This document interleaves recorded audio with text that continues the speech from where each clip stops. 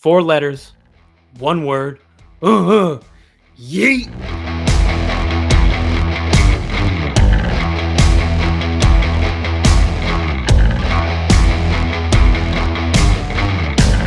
Welcome everybody to the WrestleMania 41 edition of the Announce Table. My broadcast partner this evening is none other than TreyDay. TreyDay, welcome to the Announce Table. Thanks for welcoming me to the Announce Table. It's a special occasion. I've never been, not actually never. I haven't been over the last few years a big wrestling fan. I grew up really big in wrestling, and I just kind of fell off over time. But occasionally a big event happens like WrestleMania or SummerSlam or something, and I'll tune in because, hey, what else better I have to do? So I'll probably have maybe that on the small screen. No offense to wrestling fans there, because I'm a big basketball fan, so I have the NBA playoffs probably. Of course. So, yeah, I definitely want to show up, kind of pick Mike's brain because this will help me get ready for this year's WrestleMania 41 in Vegas, which is an amazing place to have WrestleMania. Mike, I'm sure you've probably seen the set by now. How do you feel about the set? So, it's a little more tame, I would say, than I expected. I expected the set to be like a lot of other people, to have like slot machines or big poker cards and things like that. But the fact that Vegas today, it's been a lot of, new massive hotels and event centers and stuff like that. So yeah, the nod being the big grand hotel as opposed to like typical, poker showroom stuff makes some sense to me. But yeah, I thought they'd go a little grander than this. Got you.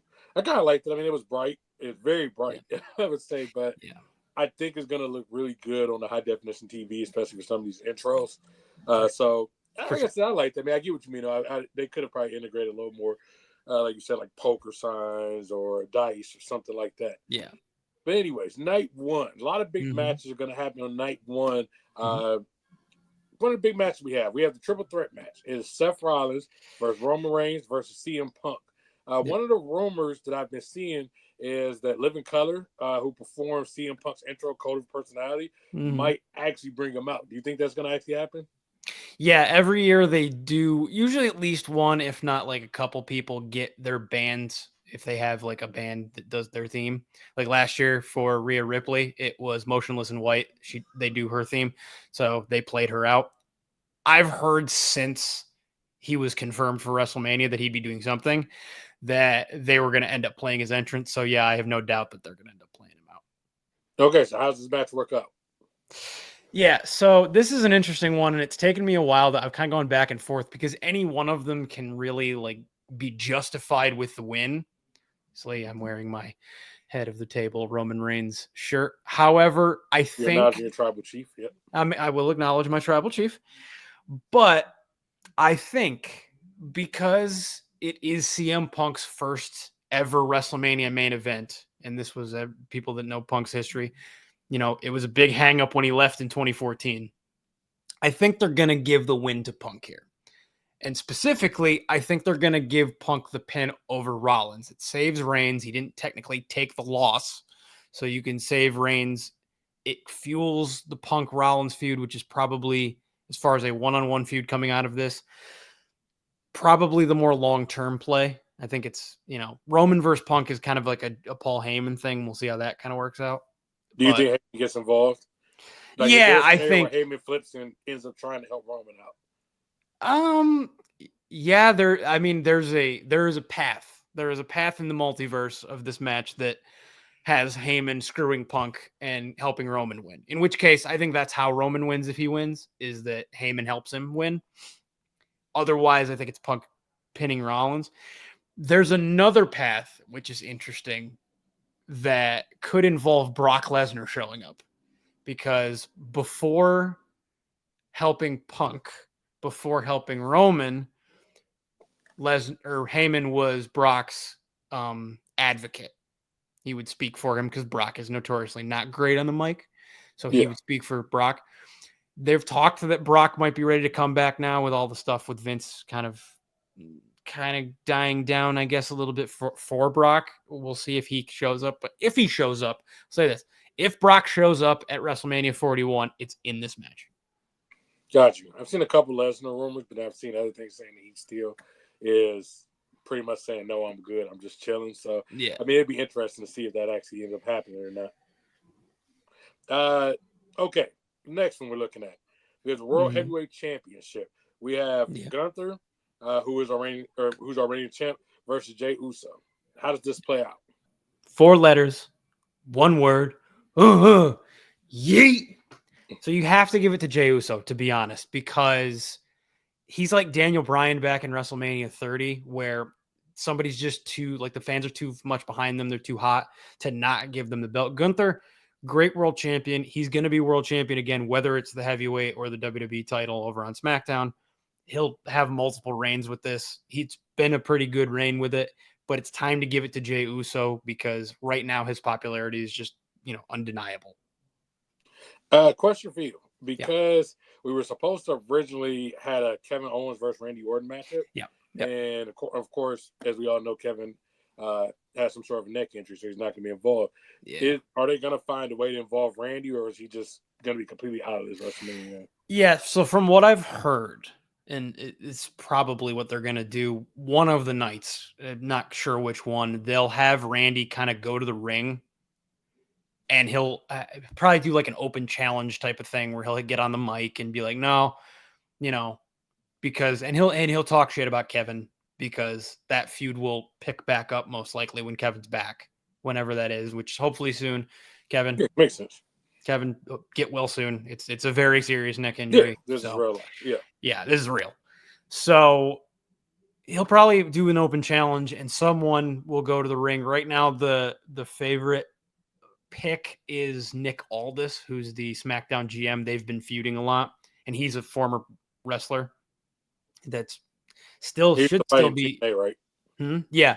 So he was Magnus in TNA.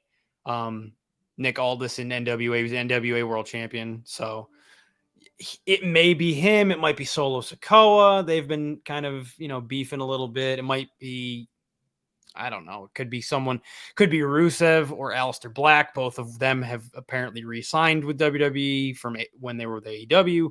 So it could be anybody. I'm not sure who it's going to be, but I got to imagine Randy's going to have some sort of match or interaction or something. Well, got you. I mean, it was unfortunate for him that he gets punished and loses his match because something is out of his hands. So hopefully they do let Randy get involved. I mean, while whether it's him going to the ring and just calling somebody out, whether he goes to the ring and just sets up something for the future, but let him get some type of TV time or play. So that'd definitely be good to see. Let's talk a little about the ladies. So we got the WWE Women's Championship. We have Tiffany Stratton going against Charlotte Flair, of course, daughter of Ric Flair. She won the Royal Rumble this year, so she's coming in hot. How do you feel like that match is going to play out? So, I mean, the I guess joke amongst wrestling fans is who's going to win it? Charlotte Flair, because she's a 15-time women's champion, and this is another one that it's kind of been back and forth, because it would not shock me if they gave Charlotte a 16th title, because that ties her with Rick, and that ties in slightly with something I think is going to happen on night 2, which I'm sure we'll get to. But at this point, I think the right choice is to have Tiffany Stratton get the win. She's young. She just won the title not too long ago. A win over Charlotte is a big kind of notch in her belt as far as her young career. They had the off-script promo, which both of them kind of took some heat for because they went a little personal with what they were saying. But that, I guess, that kind of fuels the fire here. Better make some money. Yeah, I think Tiffany should win here, though. Charlotte's got plenty of time to break the record. So gotcha. Makes sense. Yeah. All right, so for the World Tag Team Championship, we have the War Raiders versus the New Day. Of course, the newly flipped heel New Day, which was about due, because I'm going to be honest with you, it kind of got corny. I was tired of that whole storyline, and they kind of got corny. So, first question for you, do you think Big E somehow gets involved in this? I would love for Big E to get involved, because I've heard he might be getting close to being cleared from his neck injury that he's been out for, I want to say, almost 2 years now with it. He's been making appearances and stuff, and he'll most likely be on the pre-show. He'll be on the pre-show panel like he usually is for big events. I would love for Big E to get involved. I think we will know what's going to happen with Big E from how he reacts to talking about this match on the pre-show panel. But kind of manifesting it, I'm going to speak it into existence. Yes, Big E gets involved. He's going to cost New Day this match against a very good War Raiders team. I also think the War Raiders should keep it. They just got healthy. They just got their gimmick back because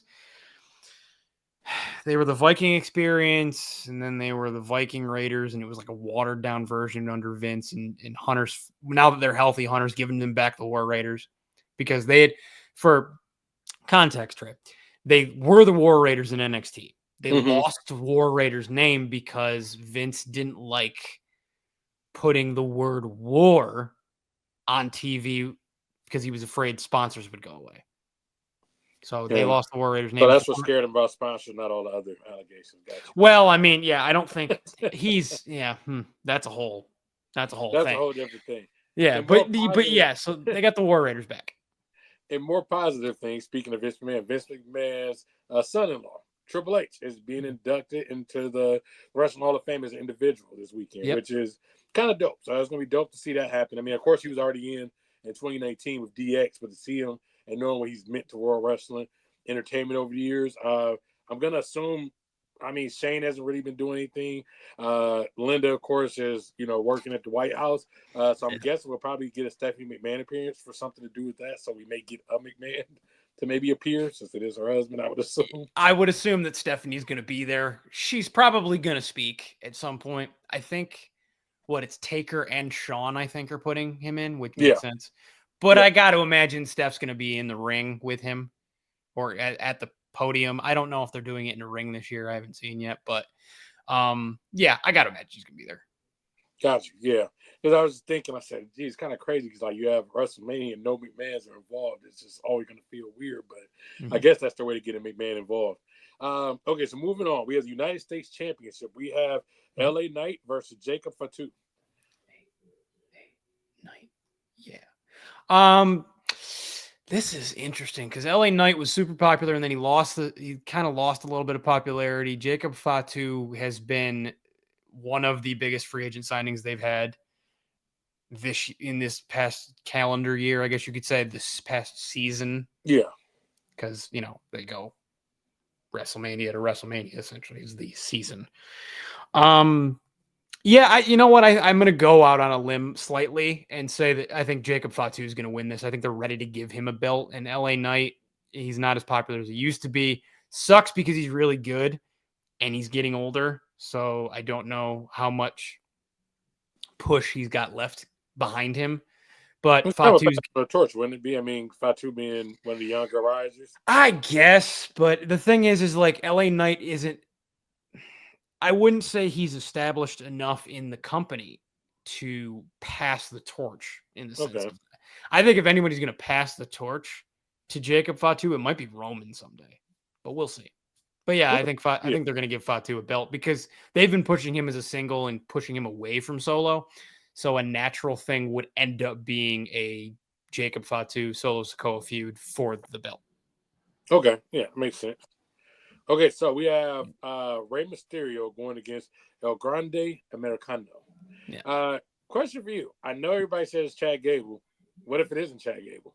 It's 150% Chad Gable, but if it's not Chad Gable, I don't know who the hell it is. I don't know who it is then. I mean, okay, I don't know if you remember this. Do you remember Mr. Patriot? Yeah. On SmackDown? Yeah. Who was Mr. Patriot? I'm trying to remember. I remember the name. I'm trying to remember who. It's been so long. It was Hulk Hogan. It was 100% Hulk Hogan in a blue mask. If it was him or Flair. I was like, it's one of those. No, yeah, it's Hogan because literally they didn't even have him shave the mustache off. It's just it's Hulk Hogan in a mask. This is Chad Gable in a mask. Okay, so speak to me in basketball terms. This is Chris Paul and Cliff Paul is what we're saying here. 100%. You know who it is, but we're gonna just pretend like it's someone different. But no, it's the thing is too. It's and they're making it like half a joke. Like everybody knows it's Chad Gable because he also wrestles exactly like Chad Gable, just with some luchador moves thrown in. Yeah, but he's saying it's not him, even though he just supposedly went and trained with somebody in Mexico on how to be a luchador. It's Chad Gable. Like that's as far as the match goes. Yeah, who wins the match? As far as the match goes, El Grande Americano, I think, is going to win this match, but I think he's going to win the match as Chad Gable. I think like halfway through the match, he's going to get unmasked by Ray. So you do think he's going to get unmasked? Because I think he'll get unmasked. I don't think they're going to drag this out like. I think the Vegas odds are plus 200 for him to get unmasked. Yeah, they have odds in this to bet. You can bet them. Oh, they got odds in everything. Brock Lesnar showing up, Randy Orton, Kevin Owens not being hurt. I think is a bet you can put in. Which, for anybody out there, don't take that bet because Kevin Owens is having neck surgery. Like, this is legitimate. Like, it's real. Yeah, no, I think Chad Gable wins the match because I think he gets unmasked halfway through. Okay, gotcha. All right, and we have Jade Cargill versus Naomi. Yeah. I mean, given how the story's gone so far, I feel like Jade has to win because essentially the whole thing right now, and I laugh because it's just funny to think about. It's essentially the story is just Jade beating Naomi's ass. So up and down every show. Yeah, so we're due. Yeah. So I think Jade's gonna win here, but caveat to this. It wasn't Naomi by herself. I stand by the fact it wasn't Naomi by herself. Bianca Belair had something to do with it. And she's distancing herself from Naomi because she's going to singles. Makes sense. Got you. All right, so moving on to night 2. Mm-hmm. This is when it gets really heated. First question for you. Yes. Will the final boss be making an appearance? Yes. In what capacity? I think he'll show up in the main event. I think he'll show up in the main event. Maybe not. If not during the match, he'll show up after the match. Okay. So we do think he'll be he'll be there. He'll be there. Yeah. Got you. Okay. Okay, so night 2 for the undisputed WWE Championship, we have Cody Rhodes versus heel John Cena, which sounds funny to say after all these years. Never thought I'd see the day. So as this play out, is in my mind, you don't spend this time to make John Cena a heel just to make him lose. Correct. So John Cena walks out this belt. John Cena is walking out, the undisputed WWE champion. He will, as a heel, somehow, again, never thought I'd see it, he'll set the world championship record at 17. And I think it just makes too much sense. Cody's had it for a year. Some people are complaining that it took, you're going to have it take 2 years for Cody to win. And then he loses it after 1 year. But I genuinely don't think that they're going to do the multi-year championships anymore. Not the way they did with Roman. I think Hunter has had time while Roman was champion for the 3 years he was champion to build up enough young stars that you don't need to do that anymore. You don't need to keep it on. And the whole point is that Vince used to keep the belt on people for way too long. And I don't think Hunter's going to do that. So yeah, I think Cody can lose. He's had a good enough reign. He can lose here. Plus, anybody that's seen The Boys, tell me he doesn't look like Homelander. He does. And therefore, would it not make sense for him to turn heel after this? Well, I'm similar to the New Day. I'm bored with this. I need him to turn heel. I'm bored with this. It's gotten corny. It's time to turn heel. And I think it makes him much more interesting. So I do think Hunter decides, okay, let's take this somewhere else. Let's get people to actually care. Not that people don't care about Cody anymore, but let's get a different type of base going with Cody at this point. Well, yeah, no. So it's actually the exact opposite. We care about Cody enough that we want to see Cody doing fun things. We want to see a fresh Cody. Like we want Cody. And it's one of those things that's like, we're the wrestling world is smart to this now. We know how this shit works. Like, we know that it's just because he acts like a bad guy doesn't mean that he's an actual terrible person. But we're going to play along. We're going to play our role in the story. And, when he turns heel, does anybody really think that John Cena is an actual piece of shit like this? Seriously. Does anybody think that? John Cena's been in our life for 20 years. I mean, we know who he is. We're booing because that's what we're supposed to do. Right, because that's what the storyline calls for. But the Right. reason they couldn't flip John Cena is because we felt like we knew him so much they just refused to flip him all those years. Right. But yeah, they're not going to flip him just not to give him the belt. I mean, I'll be shocked if they don't. I'll be shocked, honestly. So on the women's side, we Mm-hmm. have the World Championship. It's a triple threat match. We have Sky, we have Rhea Ripley, and we have my boo, Bianca Belair. Oh, of course. Yes, that's my boo. Yeah, of course. How does that one play out? Yeah, so it sucks because Io Sky is really talented and she deserves to get the belt back. And it's really been really cool to have her have the belt back. She's not going to keep it. It's a toss-up for me between Rhea getting it back and Bianca getting it. I'm going to err on the side of Bianca getting it because she hasn't been a singles champion in a little while. Like I said, I think she had something to do with attacking and knocking Jade out. So I think we're going to end up getting a heel Bianca. So I've seen that online. Mark me down that she's going to cheat to win. Okay, and then that's how we get heel Bianca. And that's how we get heel Bianca with the title. Rhea doesn't necessarily need it back right now. Makes sense. Okay, in our women's tag team championship, we have Liv Morgan and Raquel Rodriguez versus Bayley and Lyra Valkyrie. Yes. Her name, right? Lyra Valkyrie, yes. Yes. Yeah, this is very much a thrown together match. Like they need to do start doing a little bit better with the women's tag division. Liv and Raquel are going to win. I don't see Bayley and Lyra are kind of like I said, a thrown together team. Liv and Raquel actually have they're a part of the Judgment Day. They have history of being tag champions before together, being a tag team before without the belts. So I see it being pretty straightforward. Good match, but pretty straightforward. But pretty straightforward. Yeah, because it's more thrown together. Yeah. So in the Intercontinental Championship, we have a fatal four-way, so this should be fun. We have Braun Beckler, Dominic Mysterio, we got Ray's son, Penta, and Finn Balor. Yes. This will be interesting because it's going to be featuring kind of a two kind of pronged attack here. I think Braun's right now, I think Braun's keeping the belt. He is a Steiner. He's the son of Rick Steiner, nephew of Scott Steiner, Big Papa Pump. Yep, I remember Big Papa Pump. Yep, and he's, by the way, Trey, been clocked at running the ropes at over 23 miles an hour when he gets going. This dude's a freak athlete. If you he's an athlete for real. If you ever played Madden, actually, if you ever played franchise and you've gone and signed yourself a fullback and his name was Bronson Rexsteiner, that's the same guy. Well, he was actually a Baltimore Raven for a little bit, I'm sorry to say. Did not know that. Yes, yeah. Bronson Rexsteiner. Yeah. Never mind, I'm not rooting for him. He was a Raven. Yeah, I know. Yeah, he was a Raven for a little bit. Backing up Ricard at fullback. But I think Braun's keeping it for now. He will be a world champion by the end of the year, but I don't think they're taking off from now.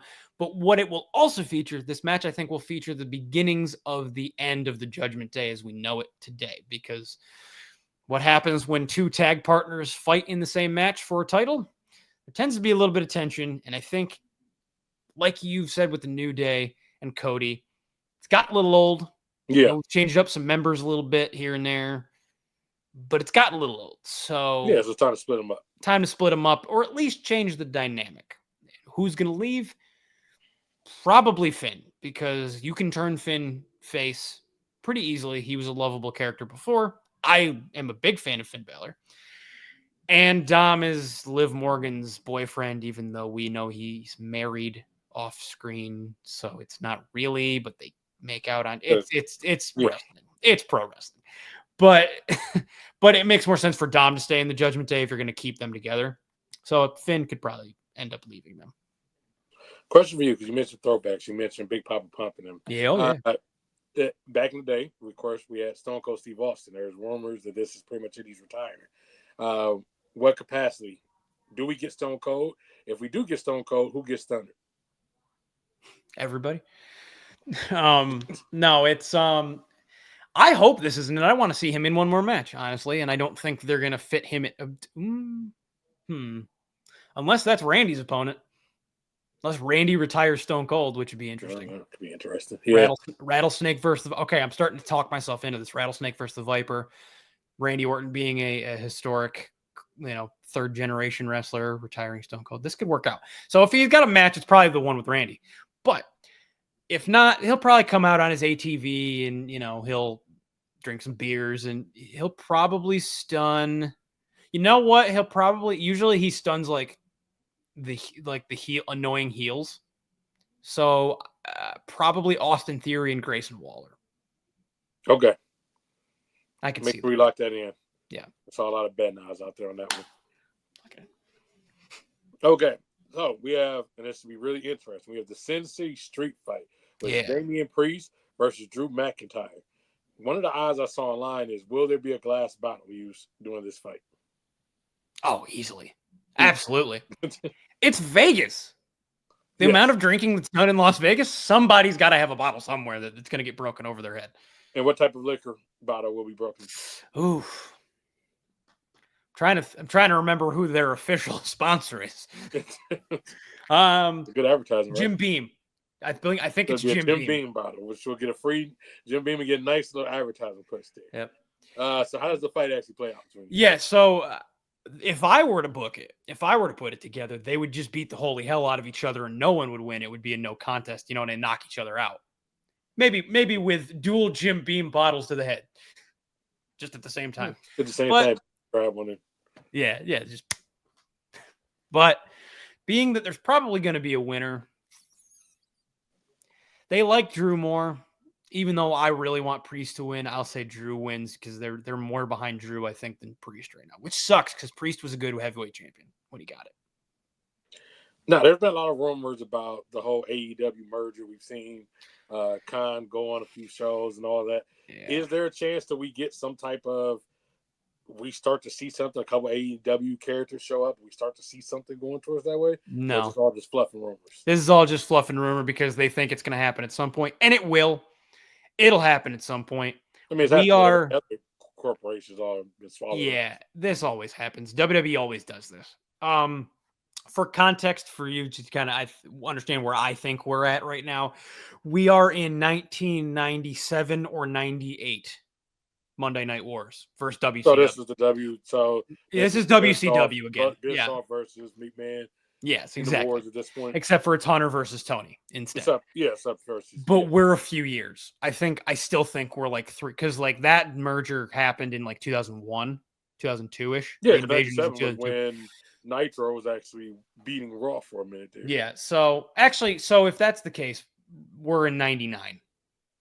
Okay. So where they're falling, AEW's ratings are falling, WWE's are going up. So yeah, but I think we're still 2-3 years away at least. Gotcha. Okay. Yeah. All right. And we also have AJ Styles versus Logan Paul. Yeah. Listen, okay. AJ Styles is a Hall of Famer. Like, he's amazing. I've always loved him. From old TNA days to, Ring of Honor, New Japan, all that, WWE. I've loved AJ Styles. Logan Paul, I don't like Logan Paul the person because he's kind of a dick. But that's the point. He is always playing his character, which good for him and Jake because they've made so much money doing that. Do you think Jake appears doing this fight? It's Vegas, most likely, being that it's so boxing heavy usually. Yeah. I got to imagine Jake's going to be there. I got to imagine Jake's going to hit AJ out of the that's what I'm saying. You think Jake gets involved? Yeah, I think Jake hits just AJ. Be there physically, but I know he'll probably walk him out to the arena, but does he get in the ring?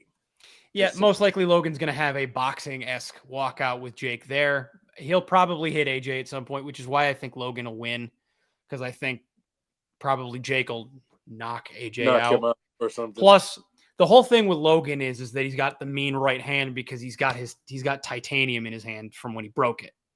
So that's one of his things is a knockout punch. Logan is a phenomenal wrestler, and I cannot deny how athletic he is. He's great, and he knows how to play a character. He's always played a character. No, that's how they got where they're at. Yes, really. So I think Logan's going to win. Yeah, and I think Jake gets involved. Gotcha. All right. Any last predictions? So it's gonna be great. I think this will be one of the latest jewels of Hunter's crown as like the number one booker and proof that despite the internet wrestling community hating what he's doing and being just there's a divide in pro wrestling right now between WWE fans and AEW fans. And what I don't like, and this is a side tangent, but what I don't like is that we can't enjoy both.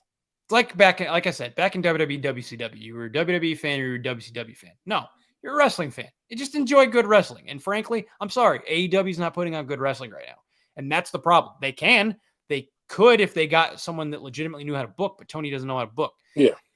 But all that being said, I think this is going to be a great 2-night event. I think it's going to be a showcase of exactly where the company's headed and how good of hands they're in. So that's my bold prediction here. People will walk away satisfied. People will walk away satisfied. People will walk away feeling good about where WWE is at, where it's going, and it's going to be a great season opener on Raw on Monday. Got you. Well, this has been fun. Ready to lock in, watch a little bit of WrestleMania. Got to be an action-packed 2 nights. Make sure y'all definitely log in. We're going to have more videos going up. Definitely make sure y'all check us out on Twitter. There will be some live tweeting going on as the events are going. Don't forget, we also talk other sports too. We have basketball shows. We have baseball shows. We talk a little bit football. We have a live NFL draft show coming up Monday. We have a live draft preview show with the entire Cinco squad and Mr. U.